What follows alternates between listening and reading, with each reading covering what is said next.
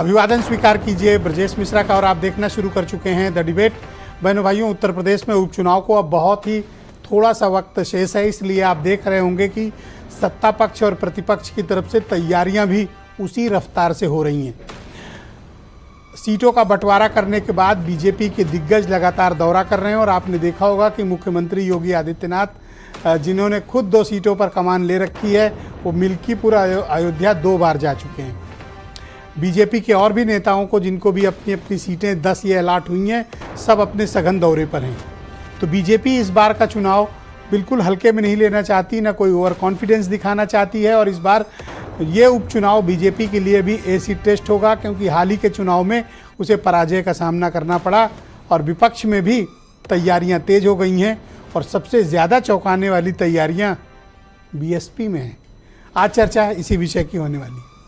बहनों भाइयों, मायावती लगातार उपचुनाव की तैयारी कर रही हैं और आप देख रहे होंगे कि एक के बाद एक बैठकें और बहुत ही आक्रामक रणनीति का वो इस्तेमाल कर रही हैं।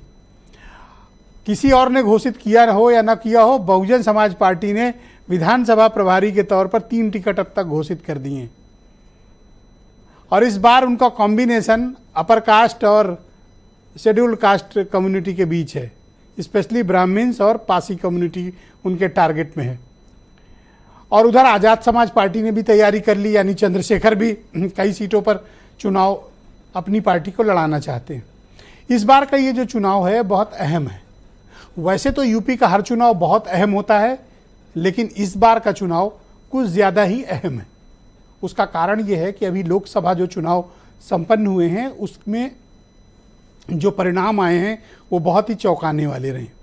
अब बीजेपी को लगता है कि ये सही वक्त है कि अपनी जो बढ़त हमने गंवाई है, उसको इस उपचुनाव के जरिए उस बढ़त को वापस पाने में कामयाबी हासिल कर लें। अपोजिशन के पास इस बात का संकल्प है कि हमने जो सीटें जीती हैं, हमारा जनाधार बढ़ा है, उसके पास बचाने का संकट है और बीजेपी के पास वापस लाने की छटपटाहट। इसीलिए आप देख रहे होंगे कि 1-1, 2-2 सीटें बांटकर बीजेपी लड़ रही है। जैसे 2 सीट मुख्यमंत्री के हवाले है, 2 सीट एक डिप्टी चीफ मिनिस्टर के पास है, 2 दूसरे के पास है, बाकी 30 मिनिस्टर्स में सब 3-3 मंत्री एक सीट पे लगाए गए हैं। समटाइम इसका रिएक्शन भी होता है, लेकिन ये बीजेपी की रणनीति है। आपने घोसी के उपचुनाव में देखा होगा, उसमें उन्होंने यही रणनीति का हासिल की थी। हालांकि वहाँ का चुनाव हारे थे, लेकिन हार और जीत से पार्टियां सबक लेती हैं। क्या वो मुद्दे जो लोकसभा चुनाव के दौरान थे, वो मुद्दे अभी जीवित हैं? क्या विपक्ष का जो मैंडेट उसे हासिल हुआ था वो अभी कायम है या उसमें कुछ बढ़त या घटत हुई है? बीजेपी के सामने अब सबसे बड़ी समस्या है कि 2027 के चुनाव के पहले ये अंतिम बड़ा मुकाबला है। इसके बाद पंचायत के चुनाव, नगर पालिकाओं के चुनाव हैं, लेकिन वो चुनाव स्थानीय दृष्टिकोण से होते हैं। लेकिन पार्लियामेंट के और असेंबली के चुनाव, चाहे बाई इलेक्शन हो या जनरल हो, बहुत अहम हो जाते हैं। इन दिनों रणनीति के तौर पर आपने देखा होगा, समाजवादी पार्टी ने भी 1-1 सीट पर प्रभारी घोषित कर दिए हैं और सारे इंपॉर्टेंट लीडर्स को प्रभारी घोषित किया है। तो जाहिर सी बात है कि वो अपनी बढ़त को किसी कीमत पर खोना नहीं चाहेंगे। इन दिनों एक और डेवलपमेंट हुआ है जिस पर ध्यान रखना चाहिए। बहुजन समाज पार्टी, आप देख रहे होंगे कि 15 दिन में 3 बड़ी बैठकें और 2 बड़ी प्रेस कॉन्फ्रेंस मायावती कर चुकी हैं। मुद्दा वो आरक्षण का उठाती हैं जो सुप्रीम कोर्ट से आदेश हुआ है, उसको लेकर वो बीजेपी, सपा, कांग्रेस सब पर आरोप लगाती हैं। लेकिन उनकी रणनीति इस बार के उपचुनाव में बहुत आक्रामक तरीके से लड़ने की है और उन्होंने इस बार ये कोशिश की है कि बीएसपी को एनी हाउ इस बाई इलेक्शन में थोड़ी इंपॉर्टेंट पोजीशन में इज्जतदार तरीके से ऊपर लाया जाए। लेकिन बहनों भाइयों, जिस तरह का मैंडेट उत्तर प्रदेश में आ रहा है, वो बहुजन समाज पार्टी के लिए कोई खास सिग्नल देता हुआ नहीं दिख रहा है। तो मायावती की ये कोशिशें किस अंजाम तक पहुंचेंगी, यही आज का विषय है। क्या मायावती वापस अपना वोट शेयर पाने में कामयाब होंगी या फिर पीडीए और अखिलेश यादव के लिए, कांग्रेस पार्टी के लिए मायावती इस बाई इलेक्शन में एक मुसीबत बनकर सामने आएंगी? अपना वोट शेयर ले पाएंगी या फिर उनका नुकसान करेंगी? जिस तरह का प्रत्याशियों का कॉम्बिनेशन वो ला रही हैं, समाजवादी पार्टी के लिए थोड़ा मुश्किल होगा उस कॉम्बिनेशन की काट खोजना। लेकिन बीजेपी से करीबियत बताकर अपोजिशन बहुजन समाज पार्टी को कार्नर करने में कामयाब हो जाता है। इस बार क्या वो रणनीति चलेगी? अब मायावती भले ही पीडीए का रास्ता रोकने की कोशिश कर रही हूं, लेकिन कोई एक ऐसा भी है जो उनका रास्ता रोक रहा है।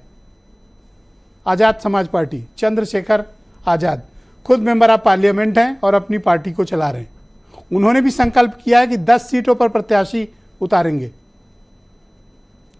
तो पश्चिम जहां उनका प्रभाव है, उन सीटों पर, चाहे वो मीरापुर हो, गाजियाबाद हो, खैर की सीट हो, कुंदरकी की सीट हो, इन सब जगहों पर अगर वो बीएसपी का कोर वोटर अपनी तरफ खींचने में कामयाब हुए तो नुकसान पीडीए का भी है, नुकसान बीजेपी का भी है, नुकसान बीएसपी का भी होगा।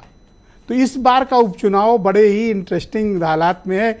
इस बार बीजेपी और सपा के साथ साथ उनके जो सहयोगी हैं, चाहे वो आरएलडी हो, कांग्रेस हो, निषाद पार्टी हो, इनके भी राजनीतिक बाहुबल का एसिड टेस्ट होने वाला है। इसलिए कहता हूं कि इन 10 सीटों पर चुनाव इस बार बहुत अहम होने वाले हैं और ये तस्वीर बताएंगे कि 2027 में असेंबली इलेक्शन के लिए क्या तस्वीर उत्तर प्रदेश के मतदाताओं की बन रही है, क्योंकि ये 1-2 नहीं बल्कि 10-10 विधानसभा सीटों का सवाल है। आप कुछ बयान सुने, फिर आज की डिबेट आगे बढ़ाएंगे। 80% दलित पीडीए के साथ में चला गया है और ये 2027 तक पीडीए के साथ में रहेगा, माननीय अखिलेश यादव जी के साथ में रहेगा। और रही बात बीएसपी की, तो बीएसपी से तो बहुत हम दलित बहुत पीछे चला गया है। हर पार्टी को चुनाव लड़ने का स्वाभाविक रूप से अधिकार है और आने वाले दिनों में ये बातें और स्पष्ट होंगी, कौन लड़ रहा है, कितना सीटों पे लड़ रहा है, कितनी मजबूती से लड़ रहा है। अभी समय आने दीजिए, बताएंगे। बहुजन समाज पार्टी जिस वोट को झूठा लालच देकर अपने पाले में करती थी, माल कमाती थी, वो वोट पूरी तरह से राहुल गांधी को अपना नेता मानकर घर वापसी कर चुका है। बहन जी चाहे चुनाव लड़ ले, लोग जानते हैं बहन जी को जो लिस्ट आएगी वो भारतीय जनता पार्टी के दफ्तर से आएगी।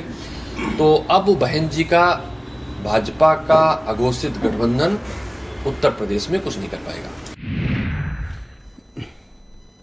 बहनों भाइयों, आज की परिचर्चा को आगे बढ़ाएंगे। आलोक अवस्थी यूपी में बीजेपी के प्रवक्ता हैं, हेमंत तिवारी मेरे साथ मौजूद हैं, जाने माने पत्रकार हैं, मनोज काका समाजवादी पार्टी के प्रवक्ता हैं, प्रियंका गुप्ता उत्तर प्रदेश में कांग्रेस कमेटी की प्रवक्ता हैं और डॉक्टर एमएच खान जाने माने पॉलिटिकल एनालिस्ट और बहुजन समाज पार्टी के फॉर्मर नेशनल स्पोक्स पर्सन हैं, मेरे साथ इस कार्यक्रम का हिस्सा हैं। और अजय वीर सिंह मेरे साथ मौजूद हैं, राष्ट्रीय लोकदल के प्रवक्ता, और वीरेंद्र सिंह जी हमारे स्टेट हेड। आप सभी का स्वागत और धन्यवाद मेरे साथ इस कार्यक्रम में शिरकत करने के लिए। आलोक अवस्थी जी, कार्यक्रम की शुरुआत आपसे करना चाहता हूं और मेरा पहला प्रश्न ये है कि ऐसा क्या हो गया कि आपकी पार्टी के बड़े बड़े दिग्गजों को मैं देख रहा हूं कि सीटों का बंटवारा करके आप लड़ रहे हो? ऐसा क्या हो गया कि इस बार की रणनीति बीजेपी की थोड़ी बदली हुई है? कोई सबक लिया आपने क्या? देखिए, भारतीय जनता पार्टी हमेशा विकेंद्रीकरण करते हुए अपने सभी कार्यकर्ताओं को काम देती है। अब जो 10 विधानसभा सीटों के उपचुनाव होने जा रहे हैं, उसमें हमने अभी अपने सभी नेताओं को अलग अलग सीटों पर जिम्मेदारी दी हुई है। उसमें प्रदेश के मुख्यमंत्री भी हैं, उप मुख्यमंत्री भी हैं, मंत्री भी हैं, प्रदेश के अध्यक्ष भी हैं, हमारे संगठन महामंत्री भी हैं और पार्टी के तमाम पदाधिकारी हैं, जो कि लगातार हम अभी तक अपने बूथ लेवल तक की बैठकें कर चुके हैं, मतदाताओं से लगातार संपर्क में हैं। हम किसी भी चुनाव को हल्के में नहीं लेते हैं और मुझे लगता है कि बिल्ली के भाग से एक बार चीका जिनको फूटा है, उसका परिणाम हम देख रहे हैं कि आजकल जो है, जहां देखो वहां समाजवादी पार्टी के नेता दंभ में आकर के कहीं उधर रेप करने का प्रयास कर रहे हैं, कहीं उधर रेप कर रहे हैं। लेकिन जिन पीडीए की बात हो रही है, उस पीडीए को न्याय दिलाने के लिए अयोध्या की धरती पर जो एक नाबालिग बच्ची के साथ बलात्कार किया गया, उसको गर्भवती बनाया गया, उसके लिए पीडीए के समर्थक नेता अखिलेश यादव कहते हैं कि डीएनए जांच कराई जाए। उनके मंत्री स्वयं बलात्कारी गायत्री प्रजापति, जिनको सजा दिलाई हमारी सरकार ने, उसको भी बचा रहे थे उस समय सत्ता में रहते हुए। अब तो उसमें कई नाम जुड़ गए हैं, राजू खान का भी नाम जुड़ गया है, मोहित खान का भी नाम जुड़ गया है और अभी लेटेस्ट नवाब सिंह यादव का भी नाम जुड़ा है, जिसने एक नाबालिग बच्ची को बुला करके अपने यहाँ रेप करने का प्रयास किया है और पॉक्सो में उसके खिलाफ एफआईआर की गई है। कोई पार्टी कार्रवाई नहीं कर रही है, मोहित खान पर कोई कार्रवाई नहीं की। काहे का पीडीए है? यही पीडीए है कि जो है आप एक क्या कहते हैं तुष्टिकरण की पराकाष्ठा करते हुए एक अति पिछड़ी जाति की बच्ची के साथ खड़े ना हो। 12 साल की बच्ची क्या राजनीति करेगी? गर्भवती हो गई है। सोचिए कि क्या कहां पर जा रहा है प्रदेश और कहां पर जा रहे हैं अखिलेश यादव। ये हमारे नेताओं को चित्रण होना चाहिए कि जो है उनके मुंह से एक आवाज नहीं निकल रही है। हम देख रहे हैं किस तरीके से जो है हिंदुओं का दमन हो रहा है, आग जलाए जा रहे हैं, मारे जा रहे हैं। बांग्लादेश में तुष्टिकरण की पराकाष्ठा करते हुए किसी अखिलेश यादव ने या राहुल गांधी ने एक शब्द भी नहीं निकाला कि वहां के हिंदू मर रहे तो मरने दें। गाजा पे फिलिस्तीन पे आक्रमण हो रहा है, दुखद हो रहा है, वहां पर आवाज निकलती है क्योंकि तुष्टिकरण को मजबूत करना है। लेकिन यहां बांग्लादेश के ऊपर बात करने के लिए तैयार नहीं है। यह सबसे बड़ा एक जो है जी मैंने एक सवाल खड़ा तो किया है। आप किन मुद्दों के आधार पर इस बार बाई इलेक्शन में जा रहे हैं और क्या आपके प्रत्याशी तय हो गए हैं? भारतीय जनता पार्टी का एक चुनाव प्रबंधन का एक अपना हमारा एक सिद्धांत है, उसके आधार पर हम अपना काम कर रहे हैं। प्रत्याशियों को भी शॉर्टलिस्ट कर लिया गया है। केंद्रीय नेतृत्व के साथ बैठ करके उचित समय पर हम उन प्रत्याशियों को जनता के सामने लाएंगे। हमारा होमवर्क पूरा है। समाजवादी पार्टी और कांग्रेस पार्टी क्या कर रही है ये हमें देखना है, क्योंकि हमने देखा है कि कांग्रेस पार्टी के प्रदेश के अध्यक्ष ने कहा कि उनको 5 सीटें चाहिए। अब 5 सीटें अखिलेश यादव देते हैं या नहीं देते हैं, ये एक सबसे बड़ा सवाल है। आपकी रिकमेंडेशन है क्या कि दे दें 5 सीट? नहीं, हम तो कह रहे हैं कि 10 सीटें समाजवादी पार्टी लड़ गए, एक बार देख ले। उसका जो झूठ का मुलम्मा जो चढ़ा था लोकसभा में, जिस तरीके से दलितों पे और उस पे उन्होंने ये चला दिया, उसका दिख रहा है आज कैसे। अच्छा, मैं देख रहा हूं कि अयोध्या को आप लोगों ने कुछ ज्यादा ही अपनी इज्जत से जोड़ लिया है। कि विधानसभा 2022 के विधानसभा चुनावों में भी इनको लगा कि हम चुनाव जीत करके आ रहे हैं और इन्होंने कहा कोई मेरे पेशाब से दिया जलेगा, कहीं पे कुछ जलेगा, और जो जनता करी थी इन लोगों ने, उसका परिणाम जनता ने 2022 में दिखाया है और 2027 में इनको फिर दिखाएगी। ऑलराइट, शुक्रिया आपका, हमारे साथ जुड़े रहिएगा। मैं मनोज काका को आमंत्रित करता हूं, समाजवादी पार्टी के प्रवक्ता हैं। मनोज जी, स्वागत आपका। मैं आपसे जानना चाहता हूं कि बीजेपी के तो सामने आप मुकाबिल हैं ही, अब मायावती भी एक बड़ी चुनौती आप लोगों के समक्ष प्रस्तुत कर रही हैं। आपको खतरा नहीं लग रहा है कि पीडीए पर कुछ संकट आ गया है अगर मायावती आगे आती हैं तो? देखिए बहन जी का जो आपने सवाल किया, हमेशा जब भी चुनाव होता है, जब समाजवादी पार्टी अभी 22 के चुनाव में थी, समाजवादी पार्टी अभी 24 के चुनाव में थी, समाजवादी पार्टी ने अभी घोषित का उपचुनाव, तो कहीं ऐसा नहीं रहा कि बहन जी नहीं रही। क्या 24 का चुनाव बहन जी ने नहीं लड़ा? बिल्कुल लड़ा। बहन जी ने क्या 22 का चुनाव नहीं लड़ा? बिल्कुल लड़ा। लेकिन बहन जी का जो किसी समय में वोट प्रतिशत 22%, 25% होता था, 28 गया था, 7 में गया था। अब वो सिमट करके 9%, 8%, 10% पे आ गया है। तो बहन जी से किसी तरह का हम तो समाजवादी पार्टी हमेशा जो पीडीए की अवधारणा है किसी जात विशेष की थोड़ा है। आप जानते हैं कि 90% उस तबके की है जो हमारे शासकीय व्यवस्थाओं में नहीं है, जो हमारे राजनीतिक व्यवस्थाओं में नहीं है, जिनको सिर्फ जाति देख के थाने में पोस्टिंग नहीं दी जाती है, जिनको जिले में पोस्टिंग नहीं दी जाती है, जिनको तहसीलों में पोस्टिंग नहीं दी जाती है, जिनको विश्वविद्यालयों में कुलपति नहीं बनाया जाता है, जिनको रजिस्ट्रार नहीं, उनकी लड़ाई माननीय अखिलेश यादव जी लड़ रहे हैं। जो मंडल कमीशन की लड़ाई थी, जो बाबा साहब की लड़ाई थी, जो लोहिया की लड़ाई थी। साथी ने बहुत विनम्रता से साथी ने सवाल किया कि रेप हो रहे हैं। इस देश में सबसे बड़ा जो रेपिस्ट है वो प्रज्वल रेवन्ना है, और उस देश को कौन नहीं जानता। और उसके सबसे बड़े जो समर्थक हैं, उसका हाथ पकड़ करके इस देश में उसका अगर हाथ पकड़ करके और अगर मंचों पर अगर किसी ने उसको प्रचारित और प्रसारित किया, इस देश के सबसे बड़े रेपिस्ट को पूरा हिंदुस्तान सुने, वो नरेंद्र मोदी है। ये सवाल ये देश जानना चाह रहा है। हम किसी भी पीड़ित से हमारी संवेदना है, हम उसको न्याय चाहते हैं, लेकिन हम इस आधार पर, जाति के आधार पर न्याय नहीं चाहते। साथी ने सवाल बांग्लादेश चले गए। अरे बांग्लादेश चले गए तो आप बताओ, देश के प्रधानमंत्री ने इस दुनिया के इंटरनेशनल ह्यूमन राइट कमीशन को कितना लेटर लिखा, एंटोनियो गुटेरेस को कितना लेटर लिखा, यूएन के जो सचिव हैं उनको तो कम से कम हमारे नेता ने एक लेटर लिखा। पूरी दुनिया में वो देखा गया कि अखिलेश यादव जी ने जो बांग्लादेश में, देखिए किसी भी व्यक्ति की जो पहचान, मौलिक पहचान भाषा के आधार पर होती है, चाहे उसकी पहचान धर्म के आधार पर होती है। आज हम यहाँ बहुसंख्यक हैं, किसी देश में हम अल्पसंख्यक होते हैं, उसके ये माने नहीं है कि भारतीय जनता पार्टी, मैं उसी पे आ रहा हूं। ये बताइए 10 सीटों पर जो बाई इलेक्शन है, आपका पास क्या एजेंडा है? हमारे पास जो एजेंडा पहले था वही है।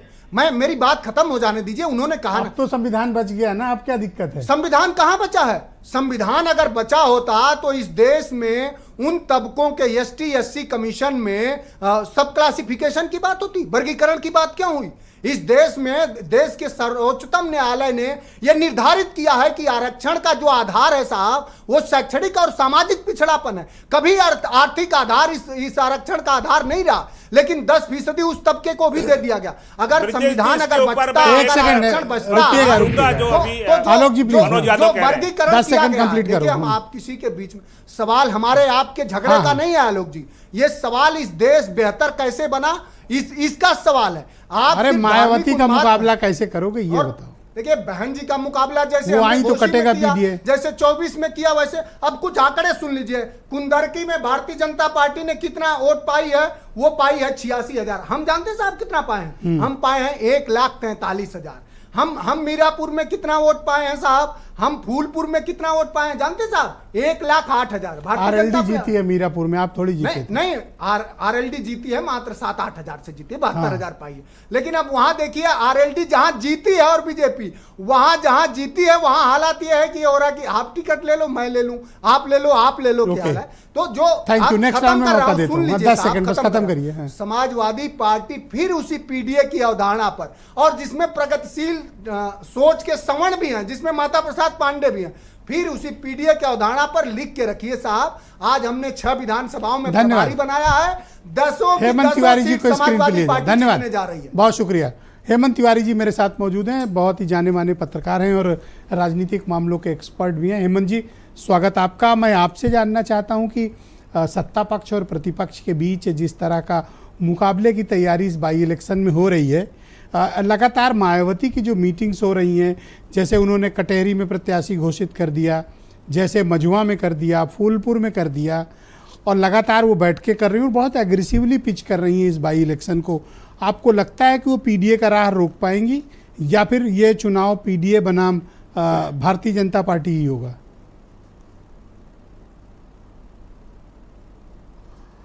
देखिए इसमें कोई शक नहीं, चुनाव तो सीधा सीधा होना है। वो अखिलेश यादव यानी समाजवादी पार्टी बनाम भारतीय जनता पार्टी यानी योगी आदित्यनाथ। बहन जी का सक्रिय होना जरूरी है। मुझे लगता है कि इतिहास के सबसे संकीर्ण काल से बसपा गुजर रही है। वोट फीसद कितना गिरा है सब देख रहे हैं। लोकसभा में सीटें 0 हैं, विधानसभा में सीट 1 है, तो कल्पना कर सकते हैं किस दौर से गुजर रही हैं। ऐसी सूरत में सक्रियता दिखाना जरूरी हो गया। और आप देखिएगा ये स्थिरता कब आई? ये स्थिरता आई जब बहन जी को भाजपा का बगलगीर बताया जाने लगा, और उसका नतीजा यह हुआ कि मुस्लिमों का एक बड़ा सेक्शन इनसे खिसक गया। खाली दल सबसे बड़ी चिंता की बात इनके लिए कि इनका जो मूल वोट बैंक रहा है बसपा के स्थापना काल से ही लेकर अब तक यानी दलितों का, उसमें भारी कमी आई है। तो कम से कम इस सक्रियता का एक फ़ायदा तो मायावती को और बसपा को ज़रूर होगा कि वो एक बार फिर अपने लोगों को ये समझाने में कामयाब होंगी, इकट्ठा एकजुट करने में कामयाब हो सकती। उनकी एक्सरसाइज इसलिए है। और अगर दलितों को एक बार फिर इंटैक्ट करने में वो सफल होती हैं तो जाहिर सी बात है अगर लोकसभा चुनाव को देखें तो उसके मुकाबले नुकसान समाजवादी पार्टी का होगा। अभी जैसे 3 कैंडिडेट उनके ओपन हुए हैं, तो भारतीय जनता पार्टी जैसे मझुआ से उन्होंने सारी चीजें कोरिलेटेड हैं। ब्राह्मण कम्युनिटी को दिया है बसपा का परफॉर्मेंस, और फूलपुर से उन्होंने पासी कम्युनिटी में दिया है, बीजेपी की लड़ाई, और भारतीय जनता पार्टी इन चुनाव को आप देख रहे हैं ब्रजेश जी कितना गंभीरता से ले रही है। अब जैसे मिल्कीपुर और कटेहरी ये 2 जनपदों में जो सीटें आती हैं, अयोध्या और अम्बेडकर नगर में, मुख्यमंत्री योगी आदित्यनाथ 1 हफ्ते के भीतर 2 बार इस इलाके में जा चुके हैं। तो मुख्यमंत्री योगी आदित्यनाथ के लिए ये नाक का सवाल है। भाजपा के लिए स्वाभाविक रूप से एक जवाब देने का वक्त है कि जिस तरीके से परफॉर्मेंस उसका रहा, बिगड़ा, जिन कारणों से बिगड़ा उन कारणों का उसको उपाय ढूंढना पड़ेगा। या तो भारतीय जनता पार्टी अभी यही जाके कोशिश करे कि ये फ्लूक था, ये झूठ था, ये फर्जी था, ये हेमंत जी, जो आरक्षण एक सवाल मेरा है आपसे हेमंत जी, बचाने और हेमंत जी, जी क्या उन्हीं मुद्दों पर चुनाव होगा जिस पर लोकसभा चुनाव हुआ है, या इस बार के मुद्दे एकदम बदल गए हैं और बाई इलेक्शन एकदम लोकल इश्यूज पे होगा, विधानसभाओं के लोकल इश्यूज पे? देखिए, दुर्भाग्य इस देश में कि ये चुनाव पूरी तरीके से पॉलिटिकल होते हैं, आवश्यकता से अधिक पॉलिटिकल होते हैं, और चुनाव चाहे वो विधानसभा का हो या लोकसभा का हो, इशूज तो बड़े बड़े ही सामने होते हैं। अभी आप देखिए, अपोजिशन और भाजपा के बीच में इशू क्या चल रहा है? कुछ नहीं चल रहा है वो जो बलात्कार हो गया, वो जो नाबालिग साथ ये कांड हो गया, ये कांड हो गया, ये कांड हो गया, इस पर फोकस है। लेकिन मुझे लगता है कि भारतीय जनता पार्टी का एक बड़ा इशू यह होगा कि किस तरीके से अपोजिशन ने, ख़ास तौर से जो इंडिया गठबंधन है, उसने रिजर्वेशन और कॉन्स्टिट्यूशन के नाम पर आप लोगों को बेवकूफ़ बनाया, आपको गलतफहमी में डाला, और उन्होंने गलत बयानी की। एक इशू तो सुनिश्चित रूप से इन चुनाव में भारतीय जनता पार्टी उठाएगी। अच्छा, ये जो सुप्रीम कोर्ट का ऑर्डर हुआ आरक्षण के वर्गीकरण का, इसको मायावती ने बहुत ही एग्रेसिवली टेकअप किया। आपने देखा होगा 2 बड़ी press conference back to back उन्होंने की और इस पर वो बड़ी आक्रामक रही हैं। आपको लगता है कि वो अपनी कम्युनिटी में मैसेज पॉलिटिकली पास ऑन करने में सक्षम हुई कि या नहीं हुई? अभी देखिए, उन्होंने जिस तरीके से इस बात पर अपना रवैया, अपना रुख रखा, एक संदेश था, और संदेश अपने कोर वोट बैंक के हित का था। तो जाहिर सी बात है, जब इस तरह की बातें आती हैं किसी बड़े फैसले के बाद, तो उसका असर तो जनता के बीच जाता है। अब ये देखना होगा कि कितना कम्युनिकेट कर पाई हैं वो अपने लोगों को जी। मुझे लगता है कि इस बात को वो लोग ये विधानसभा के उपचुनाव के दौरान भी जब उनकी अगर वो जाएंगी चुनाव प्रचार के लिए, मुझे लगता है कि उनको जाना चाहिए, क्योंकि जिस स्थिति से बीएसपी गुजर रही है, मायावती का खुद फील्ड में जाना अब जरूरी हो गया है, क्योंकि अभी भी एक बड़ा वर्ग है समाज का जो मायावती की ओर देख रहा है, चाहता है कि दोबारा ये मजबूत हों, तो इस इशू को वहाँ भी ले जा सकती हैं। थैंक यू हेमंत जी, शुक्रिया, हमारे साथ बने रहिएगा। इस परिचर्चा को मैं आगे बढ़ाना चाहता हूँ। धन्यवाद हेमंत जी, मेरे साथ बने रहिएगा, आपसे दूसरे राउंड में बाकी इनपुट्स भी लेंगे। मैं आपको ले चलता हूँ सीधे अजय वीर सिंह के पास, राष्ट्रीय लोकदल के प्रवक्ता हैं। अजय जी, स्वागत आपका। मैं आपसे जानना चाहता हूँ कि आप लोगों की सीटों का कोई मसला बीजेपी के साथ सेटल हुआ, या फिर अभी सिर्फ आप लोग मीरापुर ही फोकस करेंगे?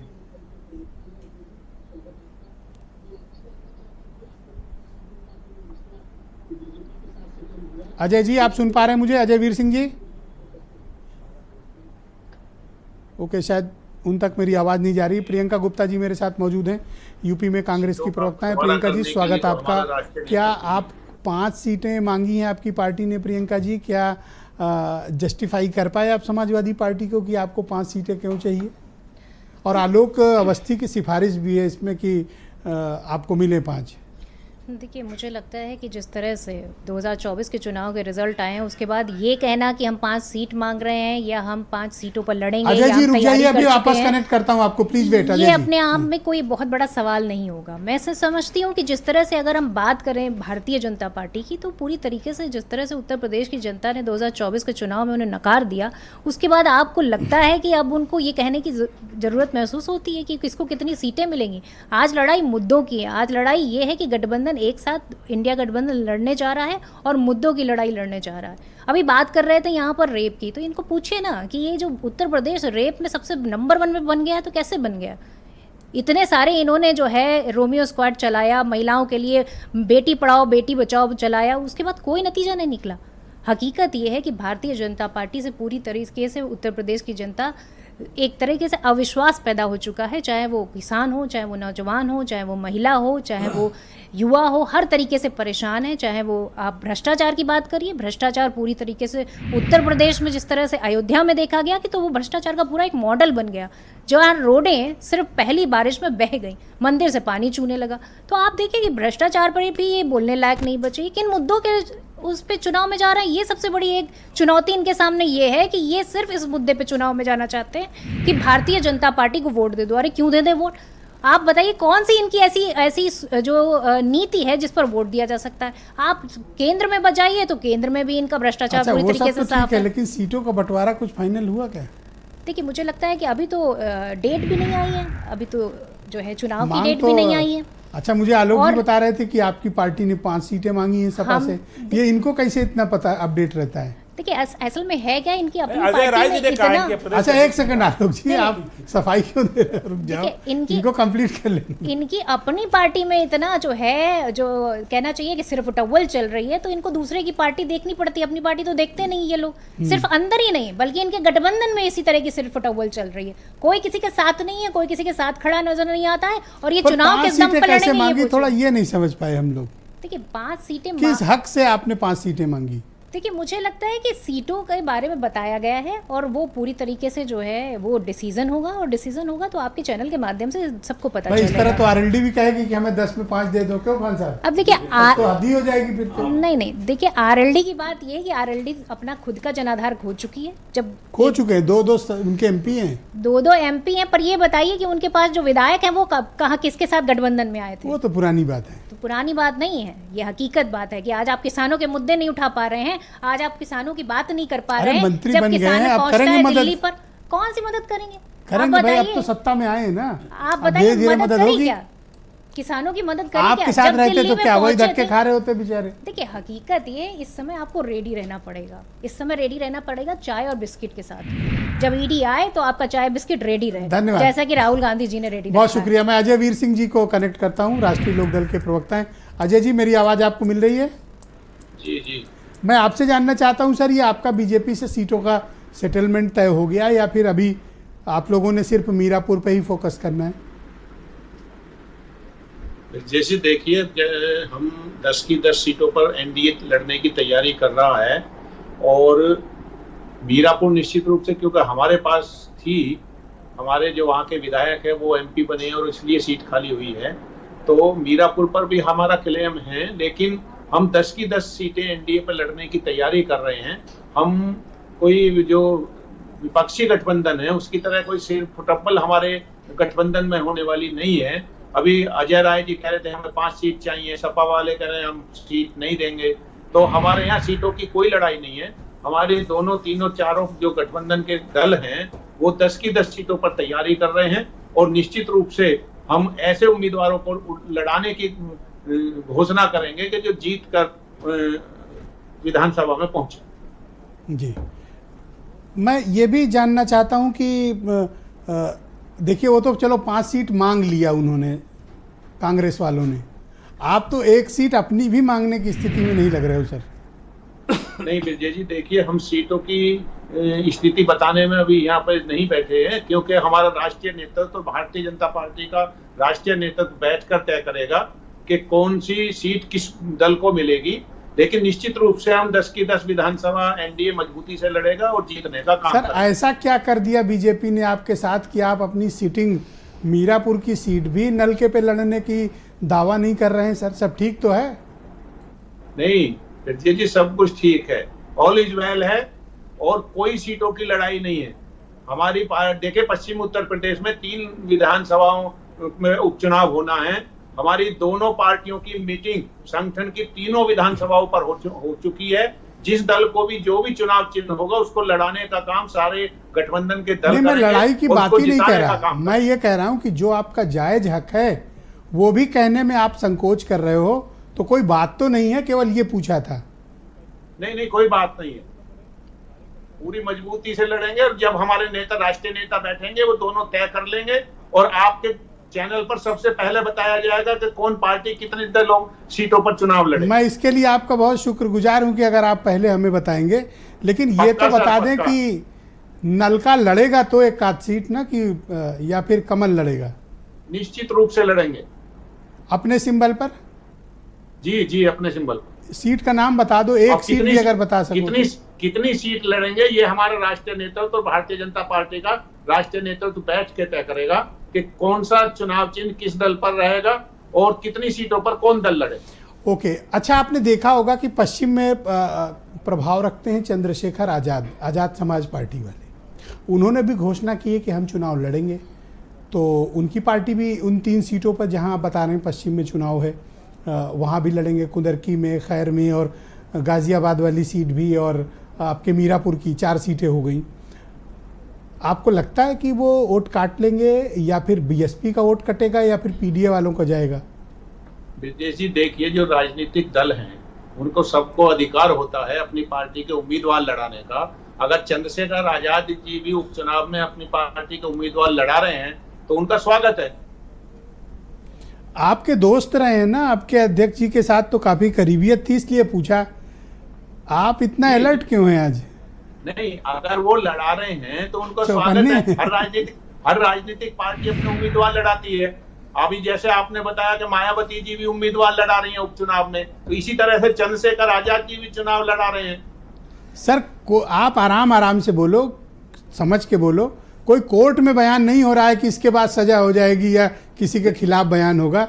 सर टीवी डिबेट है, आप पॉलिटिकली बोल सकते हो, आप डरो मत सर। आपकी आवाज मुझे बहुत कम आ रही है सर। जब आदमी उलझता है तो यही कहता है सर।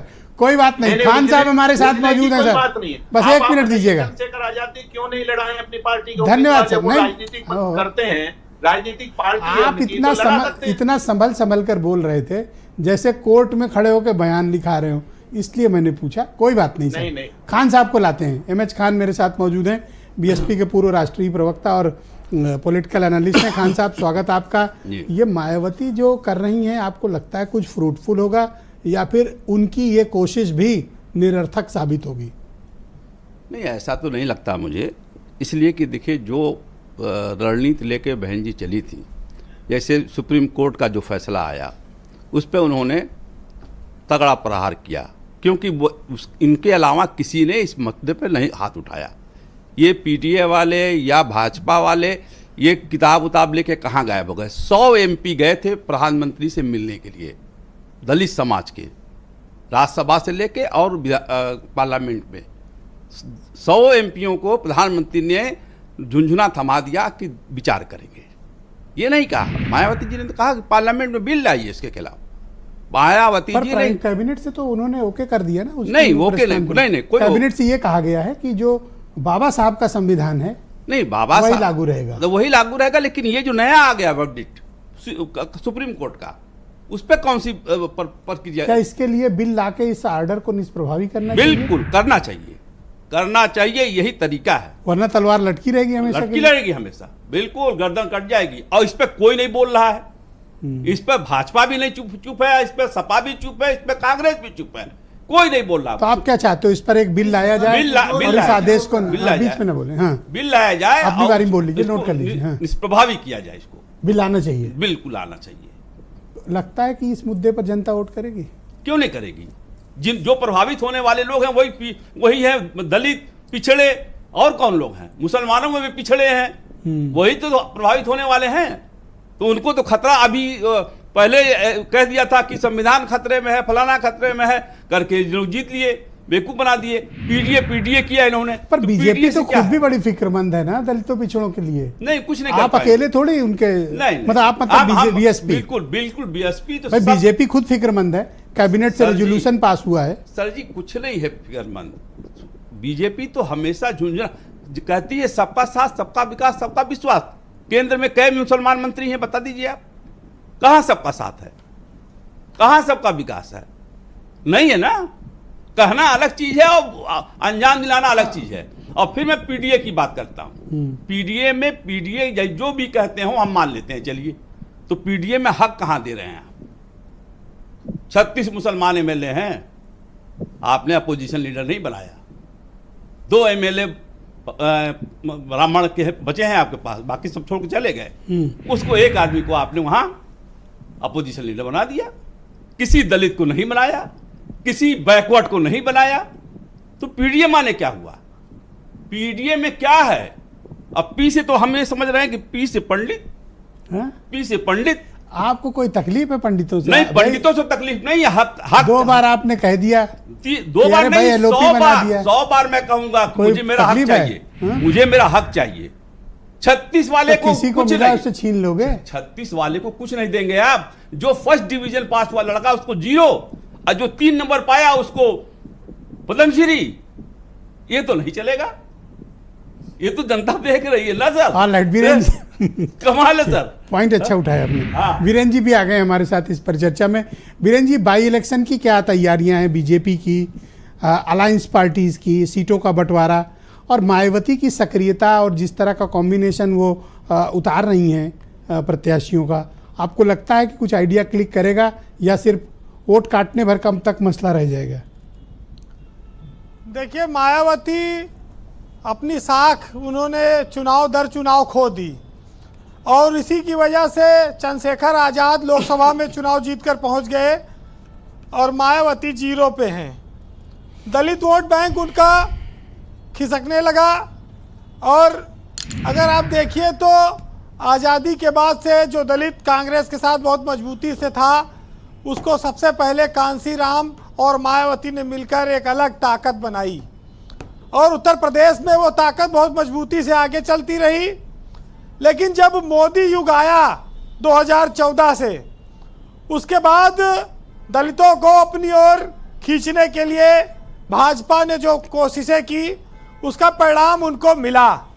दलित बहुत बड़ी संख्या में भाजपा के साथ जाने लगा, मायावती का वोट बैंक लगातार घटा और 12% तक आ गया और ज़्यादातर वोट बीजेपी के साथ गया। फ्री राशन, गरीबों को घर, सिलेंडर, किसान सम्मान निधि जैसी तमाम सारी चीज़ों ने दलितों को ये सोचने पे मजबूर किया कि भाजपा उनकी सबसे बड़ी हितैषी है। लेकिन ब्रजेश जी, ये जो चुनाव गुजरा 2024 का, इसने भाजपा को भी झटका दिया और दलित को यह लगा कि संविधान और आरक्षण दोनों खतरे में आ गया। तो कुछ वोट तो समाजवादी पार्टी को भी मिल गए।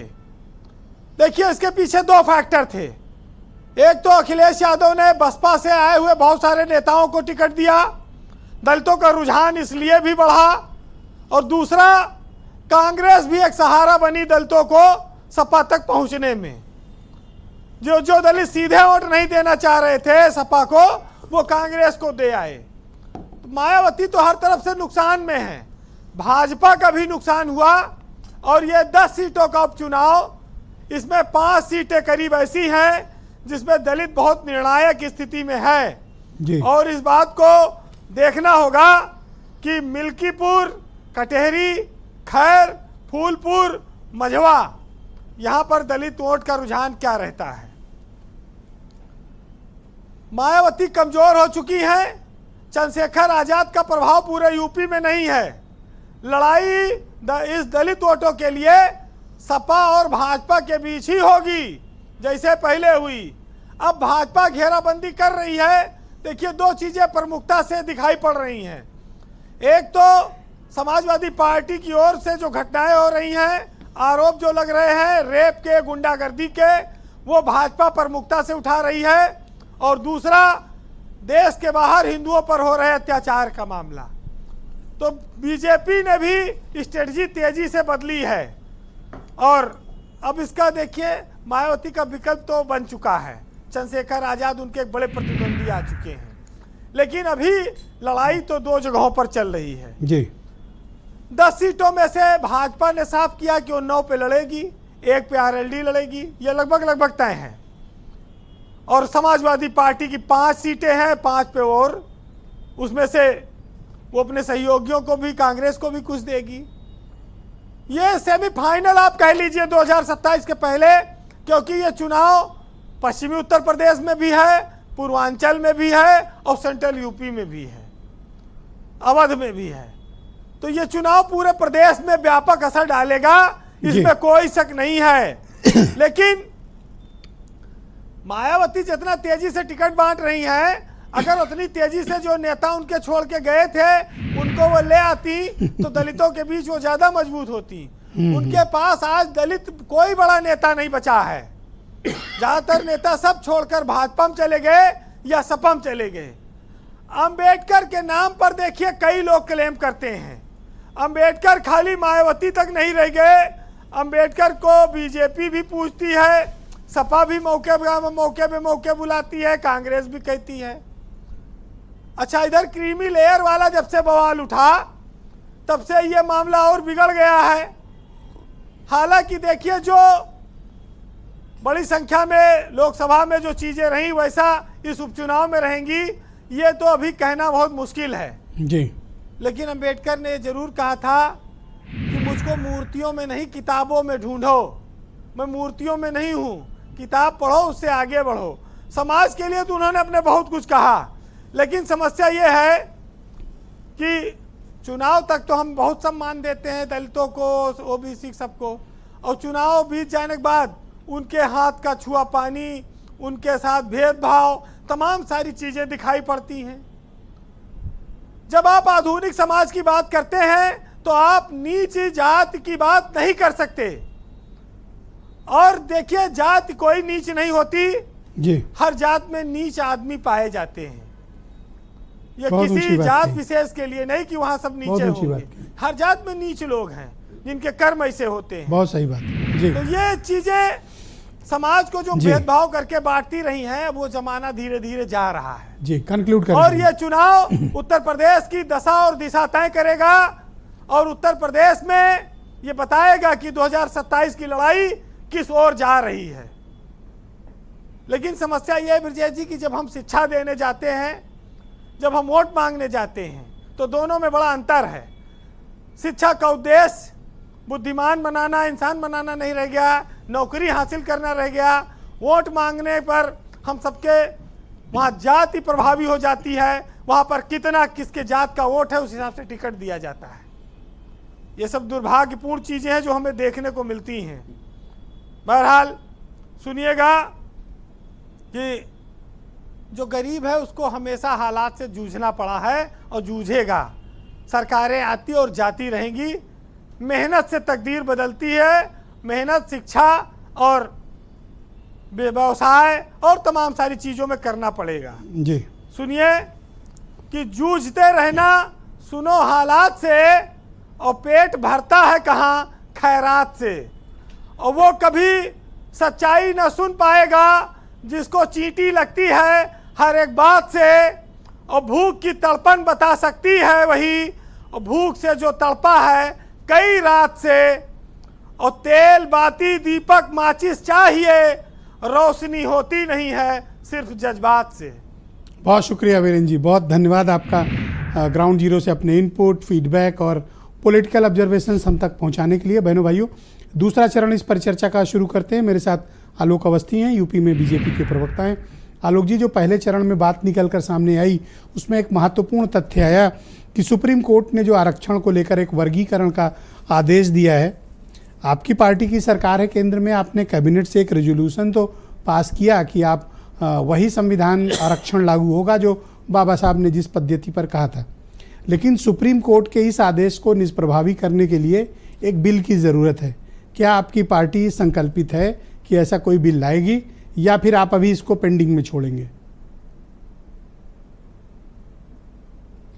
देखिए, मैं आपको 2014 पर ले जाता हूं, जब प्रधानमंत्री मोदी पहली बार प्रधानमंत्री बने थे। दलित, पीड़ित, शोषित और वंचितों की सेवा के लिए उन्होंने वचन उठाया था। और संविधान की मूल धारणा जो बाबा साहब अम्बेडकर के सब सिद्धांत हैं, उससे हम किसी को खेलने नहीं देंगे। और उस मूल अवधारणा को के साथ भारतीय जनता पार्टी खड़ी है। यह स्पष्ट रूप से केंद्रीय मंत्रिमंडल ने अपने निर्णय में बता दिया है और केंद्रीय सूचना मंत्री ने इसका घोषणा भी करी थी। लेकिन मैं इसमें आपको दो बातें और भी कहूँगा कि देखिए, कांग्रेस और समाजवादी पार्टी की जो नूरा कुश्ती है, सुप्रीम कोर्ट का जब जजमेंट आया था तो कांग्रेस की तेलंगाना और कर्नाटक सरकार ने क्रीमी लेयर का जोर शोर से समर्थन किया और यहाँ तक कहा कि उनकी कांग्रेस सरकार सबसे पहले क्रीमी लेयर लागू करेगी। ये ऑन रिकॉर्ड है ब्रजेश जी, आप चेक करा लीजिए अपने सिस्टर्स से। इस क्रीमी लेयर को लेकर कांग्रेस ने पहले ही अपनी भूमिका बना ली और आज वो भ्रमित कर रहे हैं। पिछड़ों को आरक्षण ना मिलने पाए, पिछड़ों को उनका स्थान ना मिलने पाए, इसके लिए काका कालेलकर और मंडल आयोग की रिपोर्टों को दबा के इन लोगों ने रखा। जब हम रामनाथ कोविंद जी को और द्रौपदी मुर्मू जी को जब हम राष्ट्रपति पद के लिए नामित करते हैं तो उनके खिलाफ उनका विरोध करने के लिए खड़े हो गए। किसी ने ध्यान नहीं दिया कि हम सामाजिक समीकरण को मजबूत करने की बात कर रहे हैं और एक दलित को और एक आदिवासी महिला को जो है हम सबसे सर्वोच्च स्थान दे रहे हैं। तो सामाजिक न्याय और संविधान के विषय पर कोई हमें प्रमाण पत्र ना दे, मेरा इतना ही कहना है। दूसरा, खान साहब ने कुछ सवाल उठाए थे, मुझे लगता है मनोज यादव जी उसका जवाब देंगे कि क्या कारण है कि पीडीए की चर्चा करते हुए देने के समय पर पे तो आप मुसलमानों को आपने कुछ नहीं दिया, न वोट तो सारा आपने कुछ नहीं दिया, ये कहा उन्होंने। यह एक सबसे बड़ा आपके लिए भी कहा है कि आपने भी कुछ नहीं दिया, अपना भी तो जवाब दो।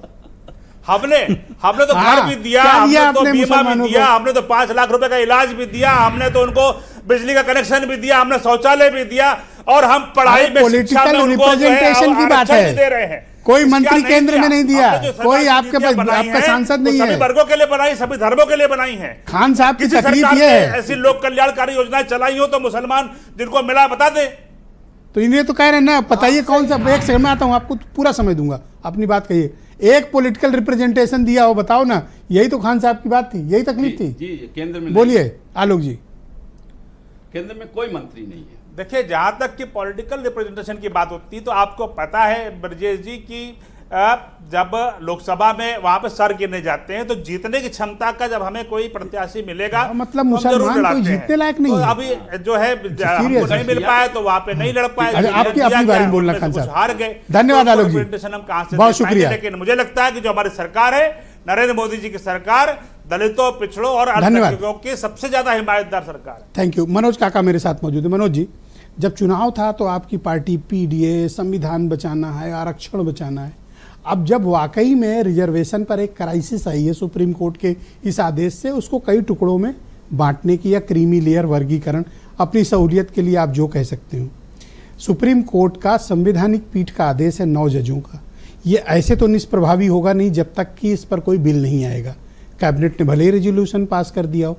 आपकी पार्टी क्या इस हक में है कि सदन में इसको बिल लाया जाए, इसको निष्प्रभावी करने के लिए? देखिए, हमारे पार्टी का जो, आपको पहले एक तो साधुवाद कि आपने बहुत बड़ा सवाल पूछा है और उत्तर प्रदेश में समाजवादी पार्टी सबसे बड़ी पार्टी है। मुझे उम्मीद है कि आप समझ देंगे, चूंकि सवाल है। एक तो आपको यह कह दूं कि ये 9 जजों की संवैधानिक पीठ ने फैसला नहीं दिया है, ये 7 जजों की संवैधानिक पीठ ने फैसला दिया, 7 जजों की। और इससे पहले ये जो फैसला था, ये आंध्र प्रदेश ईबी बनाम आंध्र प्रदेश का एक फैसला था। उसमें इसी कोर्ट ने कहा था कि नहीं, इनका वर्गीकरण नहीं किया जा सकता। इसलिए नहीं किया जा सकता और समाजवादी पार्टी पहले दिन से ही इसका विरोध करी। सभी प्रवक्ताओं को, सभी वक्ताओं को यह निर्देश था कि हम इसके विरोध में हैं। हम इसके विरोध में इसलिए हैं कि जिस तबके को, मैं सुप्रीम कोर्ट से, मेरा आपका संवाद नहीं है साहब, आपको साधुवाद की इस देश के बहुजन तबके का आप हमेशा नेतृत्व करते हैं, उसके कम से कम दुश्वारियों और तकलीफों को आप उठाते हैं। तो मुद्दे पर आप बात नहीं कर रहे हो। मुद्दे पे बात करिए, सदन में आना चाहिए। क्या इस देश के विश्वविद्यालयों में 21% दलित की हिस्सेदारी है? क्या इस देश के शासकीय व्यवस्थाओं में? क्या आप मुद्दे को गुमराह कर रहे हो। ना, बहुत स्मार्टली आप गुमराह कर रहे हो। अरे स्मार्टली नहीं, अगर सुप्रीम से एक सेकंड मैं कह लूं, सरकार ऑर्डिनेंस लाए, सरकार ऑर्डिनेंस लाए, क्योंकि सरकार बहुमत में है। सरकार अगर सच में दलितों, पिछड़ों के डिमांड करो, आरक्षण का वर्ग, हाँ, हम चाहते हैं कि इसके खिलाफ ऑर्डिनेंस आए। हम चाहते हैं, हम निष्प्रभावी किया जाए। हाँ, बिल्कुल निष्प्रभावी किया जाए, ये स्पष्ट। क्लैरिटी से बोलो, समाजवादी, क्लैरिटी से बोलो। अरे इससे ज्यादा पारदर्शी से और फिर से स्टेटमेंट दोहराओ अपना। समाजवादी पार्टी किसी भी तरह के, किसी के आरक्षण के वर्गीकरण के पक्ष में नहीं है। चूंकि इसलिए नहीं पक्ष में तो क्या सदन में बिल आए? क्योंकि अभी आज भी, अभी सुनिए तो साहब, सुनिए तो आप, अभी भी आज भी इस देश में जानते हैं साहब, शिक्षा में मंडल कमिशन की रिपोर्ट। भाई साहब रुक जाओ, एक सेकंड। ना ना, आप देखो, आप स्मार्ट आदमी हो, बहुत पढ़े लिखे हो, सुन लो मेरी बात, सुन लो। यू आर हाईली क्वालिफाइड, मैं आपकी रिस्पेक्ट करता हूँ। सुन लो, आप क्या सदन में बिल आएगा?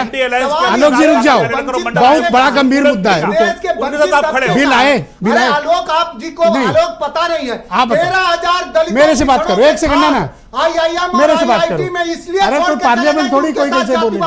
अरे सुनो, उत्तर प्रदेश के एक सेकंड मनोज जी, सदन में बिल आए या ना है? प्रवक्ता हो, बताओ काका कालेलकर और मंडल आयोग की रिपोर्ट सुनो ना, मेरे से बात करो। आप मेरे से बात करो, आप मेरे से बात करो। अरे मेघ मत तोड़ो भाई, सुन तो लो। अच्छा ये बताओ, ये लोग सदन में आए कि ना आए बिल? बहुजनों का हमेशा सदन में बिल आना चाहिए नहीं आना चाहिए? कितना वाजिब सवाल है कि इस देश के 25% आबादी को मुसलमानों को आपने झुंझुना दिखाते हो। थैंक यू, बहुत धन्यवाद, सच्चर कमेटी की हेमंत तिवारी छिल गई थी, थैंक यू, सरकार के अंदर रिपोर्ट को क्यों लागू कराया तुमने? ऑलराइट, सच्चर कमेटी की रिपोर्ट ओके हेमंत तिवारी जी, क्या ये मुद्दा बनेगा? थोड़ा कोऑपरेट करो, एक नहीं ऐसे मत बोल। ओके हेमंत जी, आप मुझे बताओ कि क्या ये मुद्दा जो सुप्रीम कोर्ट का आदेश है रिजर्वेशन पे, ये आगे चलकर एक बहुत बड़ा एजेंडा बनने वाला है?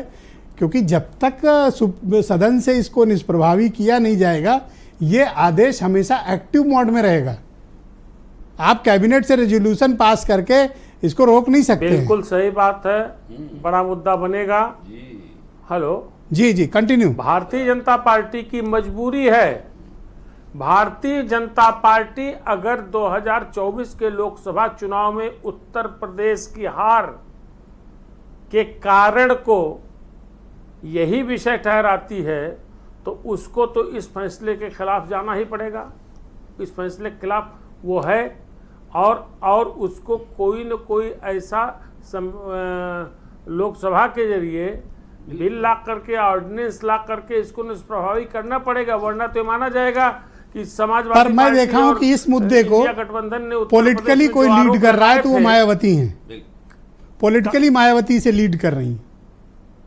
नहीं, आपसे गुजारिश है, हमारे पार्टी, हमारे नेता का नाम क्यों नहीं आप बीच में ना बोलो। पहले दिन से समाजवादी पार्टी सदन से लेकर छह बार दीवार कूद के भाग गए हो। रुक जाओ, आप रुक जाओ प्लीज। हमारे नेता देखो, के बहुत पढ़े लिखे आदमी ऐसा मत करो, पढ़े लिखे आदमी ऐसा पारदर्शिता मत करो। हेमंत जी को बोलने दो। हेमंत जी कंटिन्यू प्लीज। देखिए, मैं कह रहा हूं कि एक ऐसा इशू है जो जमीन तक जाएगा। मायावती इस इशू की गंभीरता को समझ रही हैं, और इसीलिए उन्होंने बहुत प्रखर होकर के इस विषय पे बोला है।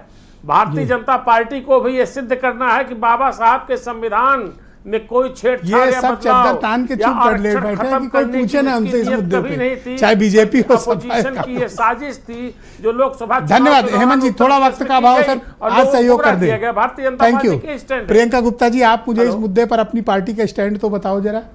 देखिए, हमारी पार्टी का स्टैंड पूरी तरह से क्लियर है, और राष्ट्रीय अध्यक्ष आदरणीय खड़गे जी ने इस पर पूरा एक रिटन डॉक्यूमेंट जो है अपने ट्विटर पर पोस्ट किया है। उसके आधार पर उन्होंने कहा है नहीं, आवाज नहीं दबी हुई है, आवाज तो भारतीय आवाज नहीं, आलोक जी बीच में ना बोलो भाई, एक सेकंड रुको। आवाज तो भारतीय जनता पार्टी की दबी हुई है। जब हमने कहा कि आपकी तेलंगाना यूनिट ने आरक्षण पर क्रीमी वर्गीकरण की बात मैं समझती हूँ कि आदरणीय आलोक जी रुको, आप एक सेकंड रुको, सिर्फ प्रियंका गुप्ता जनगणना कराएंगे क्या?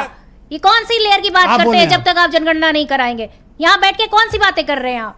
जातिगत जनगणना नहीं कराएंगे, जनगणना का डाटा नहीं रिलीज करेंगे, उसके बाद बैठ के परपंच बताएंगे। बाद तो 3 साल नहीं, आप परपंच बताएंगे, उसके बाद यहाँ बैठकर आप बताइए कि सरकारी नौकरियां कब क्यों होती चली जा रही हैं? चलो अच्छा, मुझे एक बात का जवाब दो आप, ये बिल आए ना है मैडम, मैडम एक सेकंड, अरे एक सेकंड रुकिए, इसको आप लोग पर्सनल डिबेट मत बनाओ, रुक जाओ एक सेकंड। ठीक, आलोक जी को रोक दीजिए, आलोक जी को रोक दीजिए। आप मुझे एक बात बताओ, क्या बिल अगर सदन में, आप सुन तो लो, आप सवाल तो करने दो मुझे, क्या बिल आए सदन में तो आप सपोर्ट करोगे? देखिए, हम पूरी तरीके से, जिस तरह से आदरणीय खड़गे जी ने कहा है कि पूरी तरीके से उन सर्वमान्य नेता है और उनका ही डिसीजन सबसे बड़ा डिसीजन होगा, इसके बाद कोई सवाल नहीं बचता। खान साहब, इसलिए सवाल जिससे सवाल करो बाउंड्री से भाग रहा है, कूद रहा है। अच्छा, ये बताइए ब्रजेश जी, मैं फिर अभी इनसे सवाल पूछ लूं।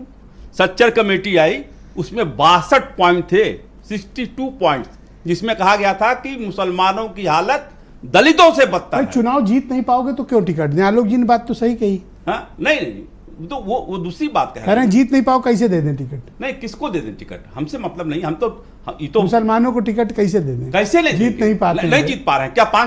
500 कुछ सीटें हैं कि सब पे जीत गए क्या लोग? आप बता दो मुझे। कोई बर्बाद थोड़ी करेगा अपनी सीट, 500 पे सब आपको जीत कैसे गए, टिकट मिल जाए? मतलब मुसलमानों 500 पे सब जीत गए, अरे 400 पे सब जीत गए, एक पार्टी का कब्जा हो गया। क्या मिश्रा जी, क्या हमको आप भी बेवकूफ बनाएंगे क्या?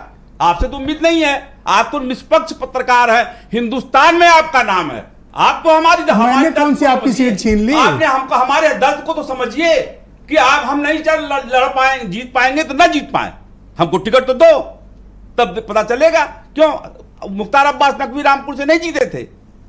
जीते थे कि नहीं जीते थे बताइए आप। हमारी तो पार्टी क्या तो होना चाहिए आप ये बताइए। एक सेकंड दूसरी बात बीच में ना बोलो। हाँ। दूसरी बात मैं ये कह रहा हूं कि कटहरी अभी आप जिक्र हो रहा था, अभी पंचायत का इलेक्शन हुआ, बाई इलेक्शन हुआ है। हाँ, बीएसपी जीती ना वहाँ? नहीं, सब लोग लड़ रहे थे। समाजवादी पार्टी, भारतीय जनता पार्टी और कांग्रेस सब लड़ रहे थे, जीती बीएसपी।